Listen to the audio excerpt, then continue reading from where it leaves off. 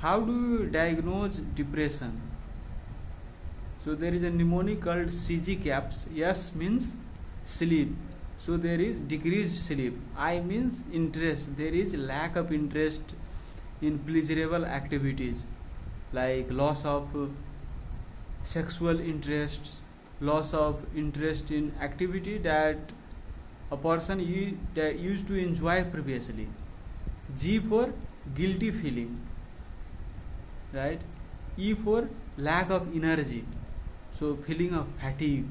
C for concentration, means there is a lack of concentration.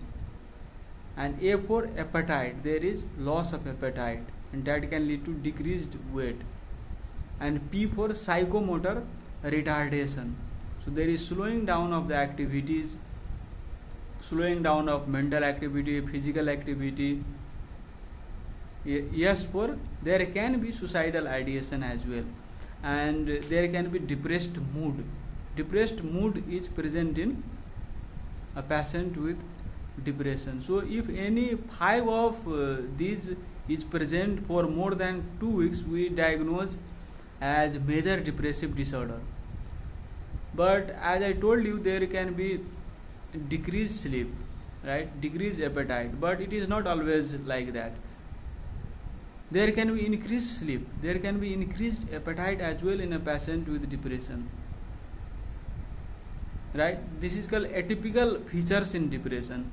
There can be just feeling of happiness in the upper arms, right, legs, so happiness feeling.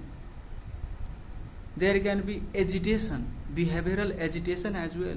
So it is not just always psychomotor slowing, but there can be behavioral agitation. I can remember one elderly female. She was like a 88-year-old female, and she had history of stroke as well, and was having vascular dementia, and she was under medications for stroke and vascular dementia, and her daughter had brought her with complaint of multiple episodes of crying. So she had sadness, sometimes she used to feel anxiety, and sometimes crying spells. In night she used to pace in the room. After waking up in the middle of the night, she used to pace in the room. And we had initiated her on citalopram, and her symptoms improved after 6 weeks of initiation of citalopram. So depression can manifest in different way in a patient with dementia, vascular dementia, or patient with a stroke. So it is not just always typical depression, right? So there can be varied presentation of depression.